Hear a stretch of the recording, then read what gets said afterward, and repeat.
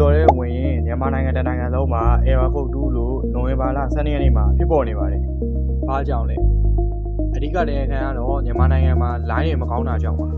။လိုင်းမကောင်းတာကလည်းမြန်မာနိုင်ငံမှာရှိရဲ့ရေအောက်ကေဘယ်ကြိုးကြီးပြတ်သွားတာကြောင့်မလို့ပါ။ဒီဗီဒီယိုမှာဆိုရင်အေဝါကုတ်တူးဖြည့်ချင်းဒီကိုပြောပြပေးသွားမှာပါ။မပြောပြခင်အေဝါကုတ်တူးဆိုတာဘာလဲ။အေဝါကုတ်တူးဆိုတာချိတ်ဆက်တဲ့လိုင်းကိုရမှာချိုးရင်မှုတစုံတရာဖြစ်တာ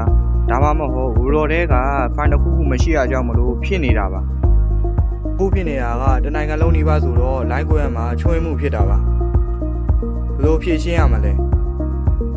ဘလို့ဖြည့်ရှင်းရမလဲဆိုတော့ VPN ခံပြီးဝင်ရမှာပါ VPN ကိုတော့ကိုကြိုင်းနေတဲ့ VPN ကိုအသုံးပြုလို့ရပါတယ်အဲ့ဒီထဲမှာ .vpn ကိုသုံးဖို့အကြံပြုပါတယ်နောက်ထပ်တစ်နည်းကတော့ Google ကိုဖြတ်ပြီးပြန် install လုပ်ရမှာပါ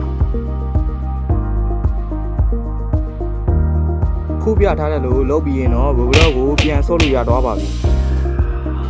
Google ကိုဆော့လို့မရဖြစ်နေတော့ဆိုရင်တော့ပြန်ရအောင်ဆော့ရပါပါ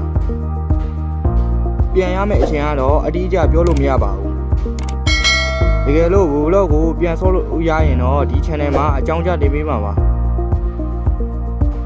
Google ကို hack ဆော့ခြင်းနဲ့ဆိုရင် API နဲ့ Squid မြန်မာ Telegram channel မှာလုံနည်းကိုတည်တည်ချာချာတင်ပေးထားပါတယ်